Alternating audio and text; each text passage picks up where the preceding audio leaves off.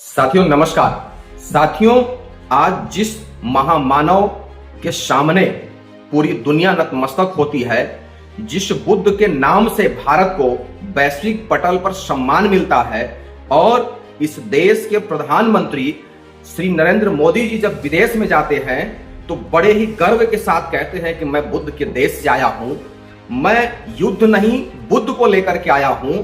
और अभी हाल ही में अपने उत्तर प्रदेश के मुख्यमंत्री जी जब जापान के दौरे पर गए थे तो वहां के राष्ट्रपति जी को शानदार बुद्ध की प्रतिमा भेंट करके मिलने का काम किया था। और एक बड़े ही प्रकांड विद्वान रजनीश ओशो जी ने कहा है कि भारत को अगर पूरा एशिया सम्मान की निगाह से देखता है तो वो केवल बुद्ध की वजह से देखता है। और एक तथाकथित शिक्षक ऐसे महामानव को अयास कहने की जुर्रत की है। कोई भी अपराधी भी हो सकता है सर, अंगुलीमाल ही तो बनेगा बुद्ध। यही तो ट्रांसफॉर्मेशन है, यही तो मिरेकल है इस कंट्री में। वाल्मीकि भी तो डाकू थे सर, बुद्ध तो अय्याश ही थे सर। बुद्ध इस दशा में थे। साथियों, आपने बिल्कुल सही सुना। शिक्षा के नाम पर व्यापार करने वाले अवध ओझा ने महामानव करुणा के सागर बुद्ध को अय्यास कहने की जुर्रत की है। और आज इस वीडियो के माध्यम से इस अवध ओझा का मैं पर्दाफाश करने वाला हूं। लास्ट तक आप जुड़े रहिएगा।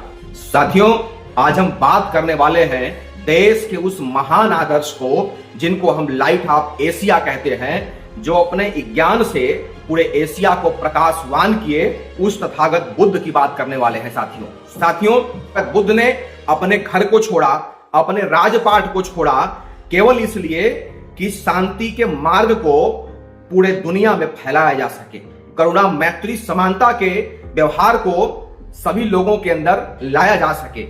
महामानव बुद्ध ने पूरी दुनिया को समता, करुणा और प्रज्ञा समानता का मार्ग दिखाया और उनके मार्ग पर चल करके China, Russia, Japan, Thailand, Cambodia, उत्तर कोरिया, दक्षिण कोरिया जैसे तमाम देशों ने आज इतनी उन्नति कर ली है कि जो वैश्विक स्तर पर अपनी मजबूती को स्थापित करते हैं और एक मजबूत अर्थव्यवस्था बन करके खड़े हैं। ऐसे महामानव को यूपीएससी का कोचिंग देने वाला टीचर अवध ओझा अय्यास जैसे अपमानजनक शब्दों से संबोधित करता है। साथियों, यह एक सिर्फ बयान नहीं है, यह एक बहुत बड़ी साजिश है और कुंठित मानसिकता का यह एक परिचायक है। भारत बुद्ध के नाम से जाना जाता है, उस बुद्ध का अपमान इस देश में रहने वाला बहुजन समाज, इस देश में रहने वाला हर सच्चा नागरिक कैसे बर्दाश्त कर सकता है। मेरे साथियों, एक शिक्षक का काम होता है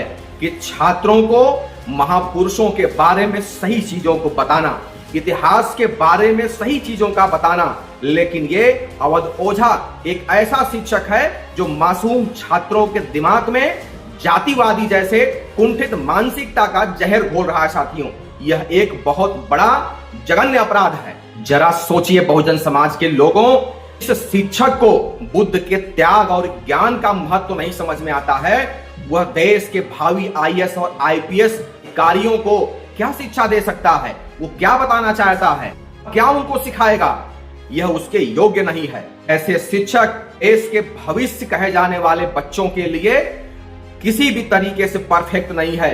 ऐसे मानसिकता वाले लोग अपराधी के श्रेणी में आते हैं और इनको आपराधिक करार देकर के दंड भी देने की जरूरत है। तो बहुजन समाज के महापुरुषों का अपमान करता हो, इतिहास का सम्मान न करता हो, ऐसे व्यक्ति को शिक्षक और गुरु कहलाने का कोई अधिकार नहीं है। लेकिन कान खोल करके सुन लो अवध ओझा, यह देश तुम्हारे सामंतवादी सोच से नहीं चलने वाला है। तुम्हारे सामंतवादी सोच को बर्दाश्त भी नहीं करने वाला है। जन अधिकार पार्टी के संस्थापक जौनपुर सांसद माननीय बाबू सिंह कुशवाहा जी ने साफ शब्दों में कहा है, कड़ी निंदा किया है तुम्हारे ऐसे शर्मसार शब्दों को। और उन्होंने साफ तौर पे कहा है कि बहुजन समाज के किसी भी महापुरुषों, संतों, गुरुओं का अपमान जन अधिकार पार्टी किसी भी रूप में बर्दाश्त नहीं करेगी। और ये सुन लो कान खोल करके, जन अधिकार पार्टी सड़क से लेकर के संसद तक तुम्हारे खिलाफ आंदोलन करेगी और सरकार से तुम्हारे खिलाफ कार्रवाई करने की मांग करेगी। आखिरी में सभी बहुजन समाज के लोगों से मैं एक अपील करना चाहूंगा कि महामानव तथागत बुद्ध का अपमान पूरे भारत का अपमान है बहुजन समाज के लोगों। और आपके भी दिल में अगर ये बात चुभती है और लगती है कि बुद्ध का अपमान पूरे देश का अपमान है। तो इस वीडियो को उस हर बहुजन समाज के लोगों तक पहुंचाने का काम करना जो बुद्ध को मानने वाले लोग हैं, जो बुद्ध को अपना आदर्श मानते हैं। और जब तक ये वीडियो आग की तरह, जंगल में लगे आग की तरह जब तक नहीं फैल जाएगा तब तक रुकना नहीं।